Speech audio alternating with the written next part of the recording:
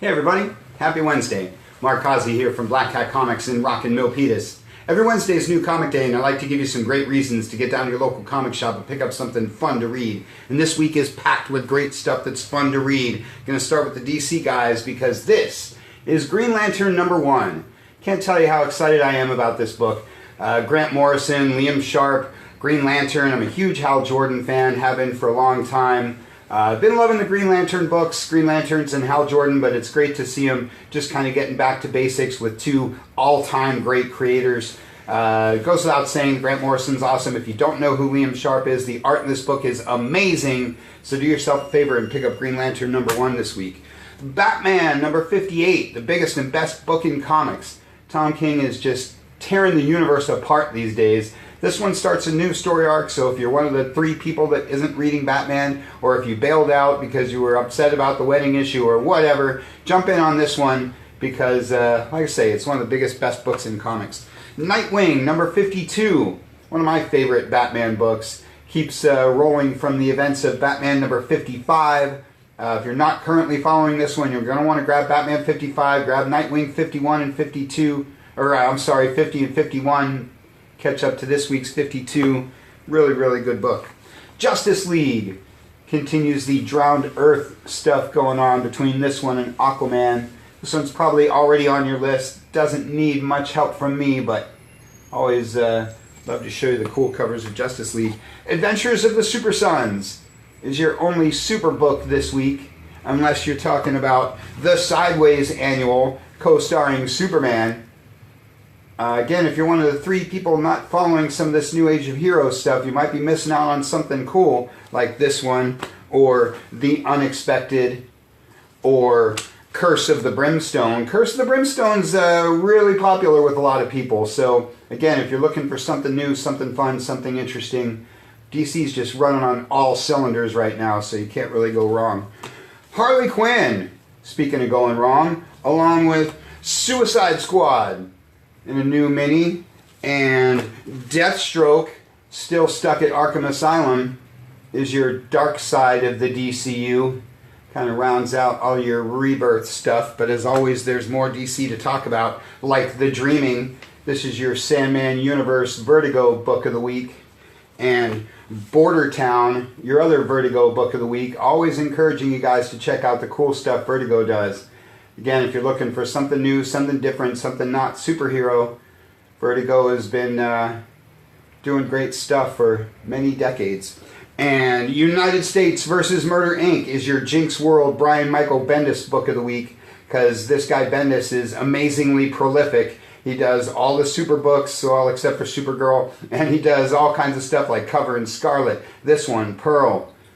Great, great stuff. Really good week for the DCU guys. And a great week for Marvel too. Let's talk the 20th anniversary of Marvel Knights. Marvel Knights is one of the most important things to happen to comics in the last 50 years. That's not an overstatement. It really can't be understated, the major, major effect that Marvel Knights had on the entire Marvel Universe. It changed Marvel Comics from a tweens kind of thing to an almost mature reader kind of thing virtually overnight. And now they're celebrating all that, getting back to the reason why there's a whole Netflix thing with all these characters. Really, really great stuff. I'm a huge fan of Daredevil, have been, well, all my life, and certainly since the Kevin Smith Marvel Knights stuff. So if you loved all that stuff like I did, here's your chance to revisit some of that with some new stories, some great art, great writers.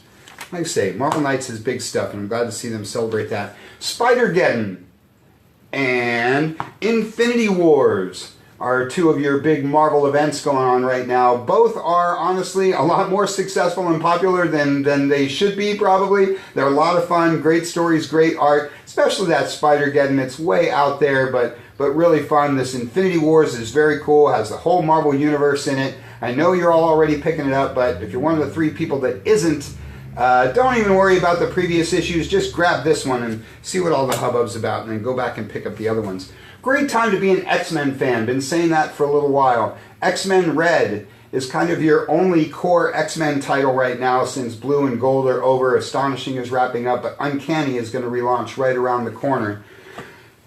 Typhoid Fever X-Men is your second Typhoid Mary book after the Spider-Man one that might have snuck by you a couple of weeks ago, so grab that one and grab this one.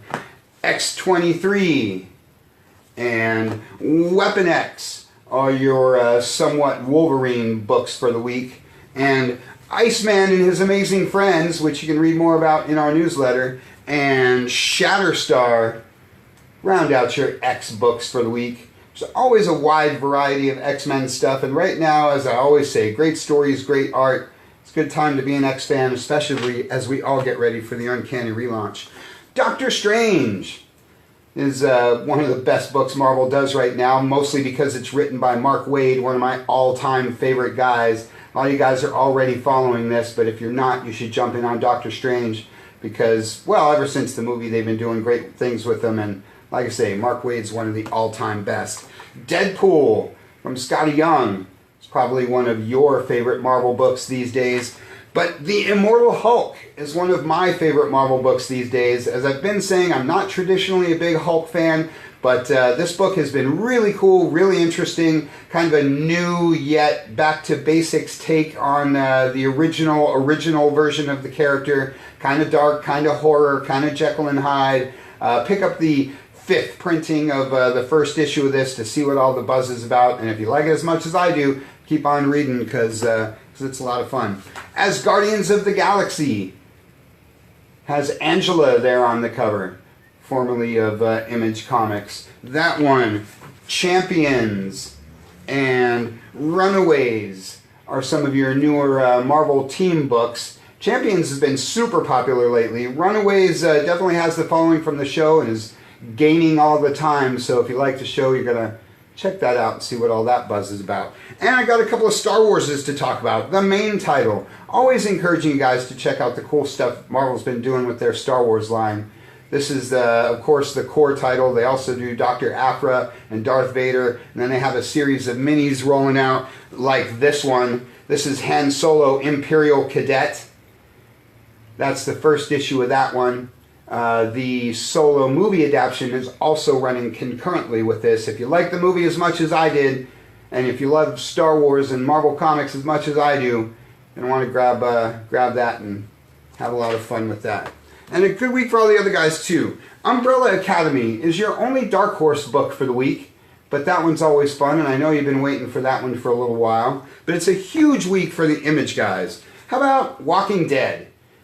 That one, again, doesn't need much help from me. I know most of you guys follow this in trade paperback. I'm always encouraging you to catch up to the most recent issues because, I don't know, especially with horror books, the suspense stuff is always more fun in periodical. But Walking Dead, Wicked and the Divine, and Seven to Eternity are 3 of the more modern, huge Image books that everybody's reading, everybody's following. Love me some Rick Remender. I follow anything he does. But Spawn, the original Image book, along with Witchblade, another really, really old school, not quite original, but very old school Image book, both out this week, both reminding you that Image has been doing their thing for a long, long time with the old books, with the new books, and they still going full bore.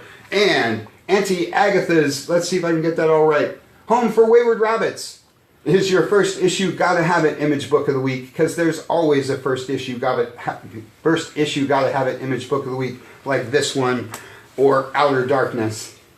Like I say, big week for the Image guys. Elvira, Mistress of the Dark, is my Dynamite book of the week because I'm always telling you guys what a great job they do with all their licensed property stuff.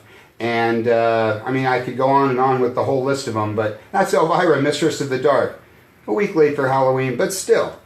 And James Bond is your other Dynamite book of the week, because, like I say, their licensed property stuff is awesome.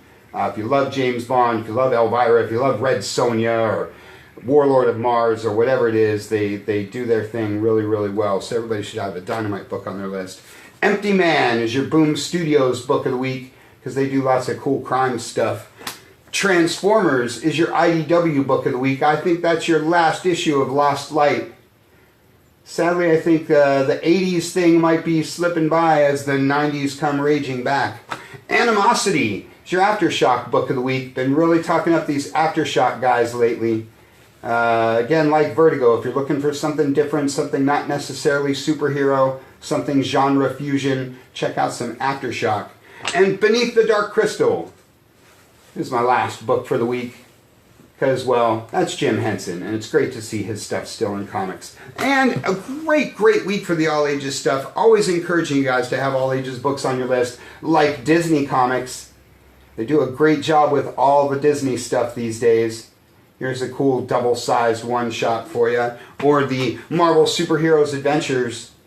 If you got the little ones at home, it's great to have a Venom comic that's appropriate for the little ones. Or My Little Pony, Friendship is Magic. You love some My Little Pony. We've got all kinds of pony books out.